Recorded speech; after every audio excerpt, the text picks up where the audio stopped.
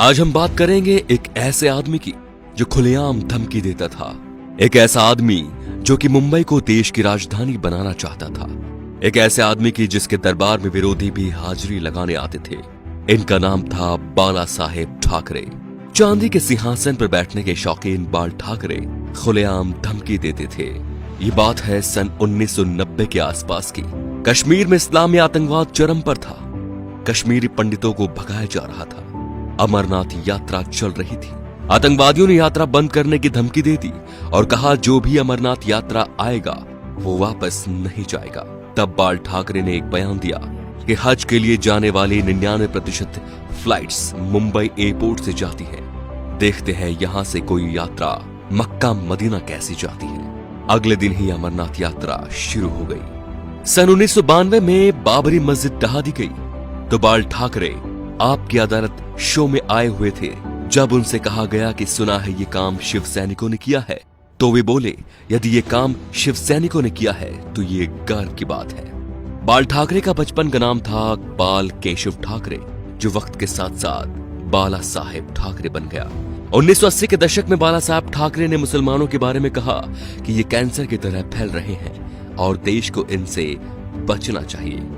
1950 के आसपास times of India के संडे एडिशन में इन्हीं के कार्टून छपते थे।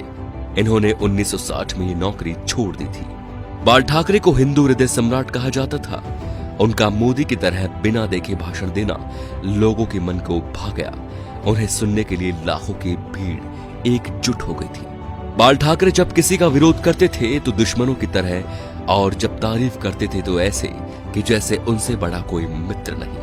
19 जून 1966 को बाल ठाकरे ने शिवाजी पार्क में नारियल फोड़कर अपने दोस्तों के साथ पार्टी बनाई, शिवसेना, जो आज भी चल रही है।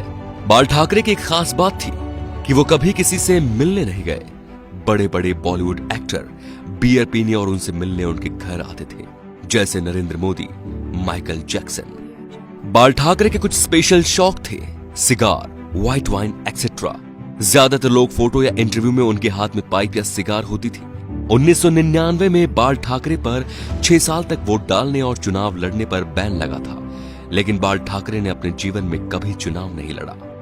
अपनी मौत से 2 महीने पहले ठाकरे का एक बयान आया कि आर्मी मेरे हवाले कर दो, मैं देश को 1 महीने में ठीक कर दूंगा। 17 नवंबर 1912 बाल ठाकरे का निधन हो गया।